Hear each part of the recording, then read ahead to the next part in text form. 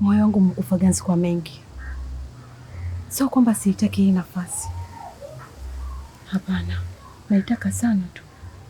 Ila jamii itanichukuliaje? Wengi kushindwa kufanikiwa kwa sababu ya kuwaza fulani akiniona kwenye jambo langu atanichukuliaje. Lakini huwezi kwenda kwa jirani bila kutoka kwako. Siku zote wewe kwanza, wengine baadaye. Mimi sina ubinafsi huo. Lakini wapo wengi wakufanyia ubinafsi na kukuacha na maumivu makubwa sana. Thamani ya mwanamke ni usichana wake, lakini wapo wanaume wanaotaka kuharibu huo usichana ili wajione wao wamba, lakini hawana malengo yoyote yale zaidi tu ya kutengeneza historia ya kipumbavu. Mino, tuimbe wimbo mmoja, naamini utatupendeza.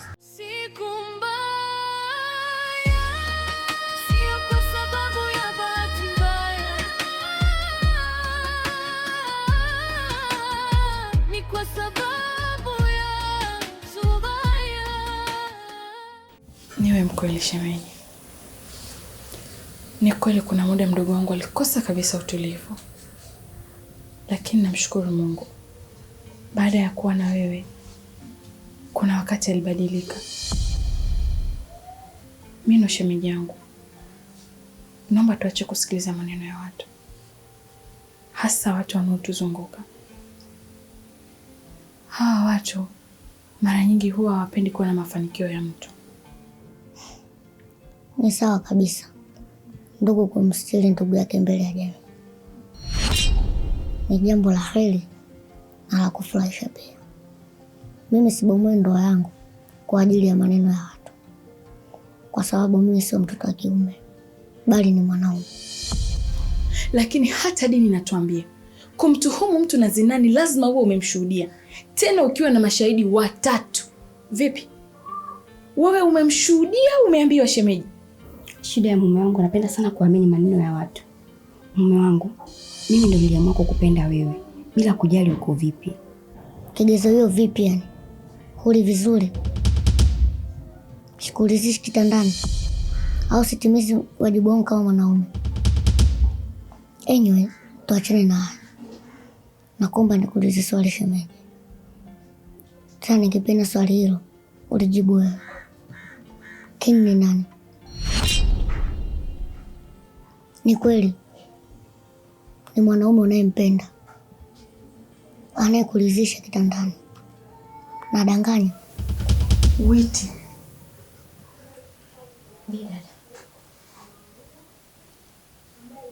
King Rabbit huyu. Ndugu wangu, wewe kama gani la taka. Kwa hiyo dada, naye umeamua kuamini maneno yake? Usitumie nguvu. Huu mchezo mimi ndo naocheza. Dini yetu ina katazo kubwa sana ukivuka mipaka bila sababu za msingi. Ukivuka mipaka, wewe sio mke.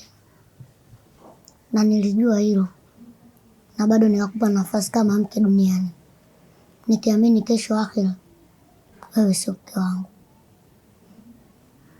Simu yangu ina uchafu mwingi sana ambao umeufanya wewe na King Rabbit. Hivi ni kweli wa kuniacha mimi kitandani na kwenda bafuni kupiga picha za utupu na kumtumia mwanaume?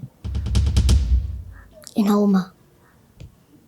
Na tena ukaenda mbali zaidi, ukajirekodi ukifanya tendo, ukipita njia zote la flodi, lami, na ukaziacha makusudi kwenye simu yako ili mimi nizione.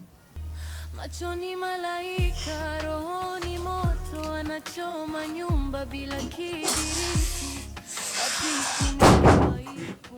Nimejaribu kuzungumza na wewe kwenye kila namna, ila njia uliyochagua kuipita ndio itakayokupa majibu.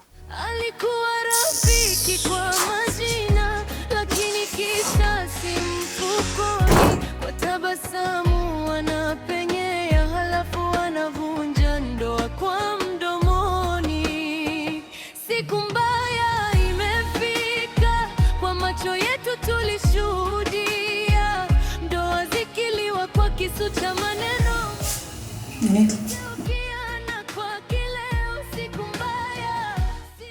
Mtoto uko wapi? Amelala. Mbona kama uko sawa? Niko sawa. Huwa vinaanza hivi hivi. Kabla ya kuchanua, vinatengeneza mizizi. Kinga siku zote huwa bora. Tumezaliwa wawili sisi. Na ndio maana huwa sikufichi mambo yangu. Ni Hashim dada. Ananipa wakati mgumu sana. Shida tunapozwa na mionekano ya watu. He is a very very smart. No doubt. Watu kama wale hawawezi kukofa uhakika kwa sababu wao wenyewe wanawindwa. Dada, waliruhusu kutazama ukakimbia maona kwa sababu ya hisia. Sio utumwa wa mtu kupenda, ila utengeneza upofu wa fikra. Nadhani umejifunza sasa. Moyo wangu umevunjika vipande vipande. Ni bora moyo wako uvunjike vipande vipande kuliko kuharibu yai lako kwa mpumbavu mnayefanana tabia kwa kivuli cha jinsia. Umejua hiyo tangu lini? Masamaki aliniambia atakuja. Kuna muda ukikosa samaki, hata dagaa nayo ni jamii ya samaki. Mimi natoka. Hakikisha unamwandalia shemeji yako chakula. Siku mbaya imefika, kwa macho yetu tulishuhudia, ndoa zikiliwa kwa kisu cha maneno. Marafiki, natakiwa kurudi nyumbani kwa mke wangu sasa. Roho yangu inaniuma. Nahisi wivu. Najua, ila naomba nivumilie. Natafuta namna nzuri ya kuja kukaa tena na wewe kwa muda mrefu. Kila definition ndani ya kichwa changu haitoshi kuelezea vizuri yako ndani ya moyo wangu. Je, upweke unatesa, unajua. Nitamisi vingi sana kutoka kwako. Naomba ukienda usinisahau. Kila mtungauzi huzijua vyema sindano zake. Napenda sana mshono wako.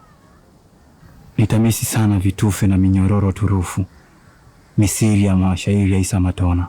siku mbaya sio kwa sababu ya bahati mbaya, ni kwa sababu ya Zubaya. Nalishwa vinono mie. Unatakiwa kuwa makini sana, hasa unapokutana na maji ya kisima yaliyotulia, kwa sababu yanaweza kukata kiu chako au yakakuua. Wanasema siri ya mtungi wako sawa. Mimi sio bure asali kana kwamba nikakuahidi utamu, ila natamani wewe uwe wa kwanza kuharibu jina langu na kutengeneza historia mpya ya maisha yangu. Moyo wangu umekufa ganzi kwa mengi. Sio kwamba siitaki hii nafasi. Hapana, naitaka sana tu. Ila jamii itanichukuliaje? Wengi kushindwa kufanikiwa kwa sababu ya kuwaza fulani akiniona kwenye jambo langu atanichukuliaje. Lakini huwezi kwenda kwa jirani bila kutoka kwako. Siku zote wewe kwanza, wengine baadaye. Mimi sina ubinafsi huo. Lakini wapo wengi wakufanyia ubinafsi na kukuacha na maumivu makubwa sana. Thamani ya mwanamke ni usichana wake, lakini wapo wanaume wanaotaka kuharibu huo usichana ili wajione wao wamba, lakini hawana malengo yoyote yale zaidi tu ya kutengeneza historia ya kipumbavu. Mina, tuimbe wimbo mmoja, naamini utatupendeza. Nimekuja kuomba radhi kwa kilichotokea. Mimi ni mwanaume na ni mwanaume alijali hasa. Nimeshindwa kuendelea na haya mahusiano yetu. Yari utumwa sio vibaya kuliko kushindwa kwa jambo fulani ingawa huliwezi. Kwa nini kuniambia mapema? Nafikiria ni swala la muda tu. Na umeanza lini huo mchezo?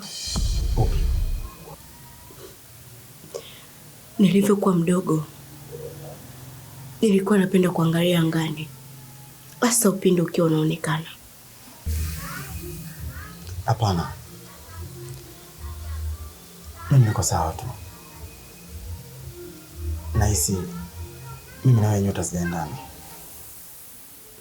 Okay. Juma, jambo.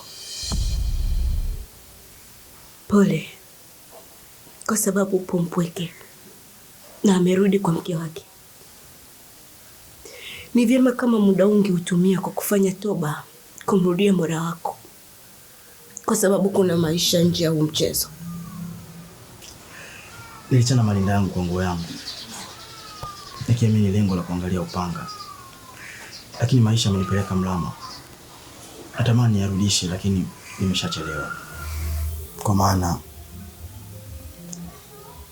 uchungu wa jiti imegewa kuwa tamu ya kisima tope. Naomba uende. Nakuchukia leo, mpaka kesho nitakuchukia. Nitabeba msalaba wangu. Najua unajiuliza kwa nini nimefanya maamuzi magumu sana kaka, kwa kumweka yule mwanamke mbali. Nimefanya hivyo ili kutafuta amani yangu ya moyo. Nikwambie kitu kaka, najua umetoka naye. Ni kawaida tu, kwa sababu kipindi unatoka naye mimi sikuwa naye, lakini hamna namna. Nimekuondolea ile flavor ambayo ulikuwa unaipata kutoka kwake, na ndio maana una hasira naye sasa. Nilijisikia sana vibaya, nisiwe mwongo.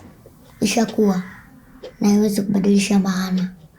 Cha msingi ni kutafuta njia sahihi ya kutengeneza uhuru wa miili yetu na nafsi zetu. Maisha ni fumbo, fumbo, ile fumbo kubwa. Maisha ni fumbo. Nahisi kupoteza kila kitu. Najua. Na ndiko upande wako kuhakikisha upotezi. Lakini uko. Kwa hiyo tunafanyaje sasa? Siwezi kutoa majibu yaliyonyoka. Maana Patricia amerudi. Unataka kuniambia nini? Unajua kila kitu kuhusu Messi. Usiniambie umekosa utu kiwango hicho. Kwani mchakato wa maumivu nilionayo, alafu unaletea habari za Patricia hapa? Matatizo yako hawezi kubadilisha ukweli. Kwa nampenda Patricia na ndege.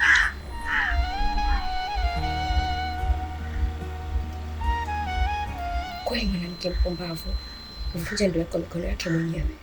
Siku mbaya imefika, kwa macho yetu tulishuhudia ndoa zikiliwa kwa kisu cha maneno, marafiki wakigeukiana kwa kileo. Siku mbaya sio mvua ya kawaida, ni tufani ya maumivu aliyokuja na miguu ya imani, amekanyaga mioyo yetu kwa visigino.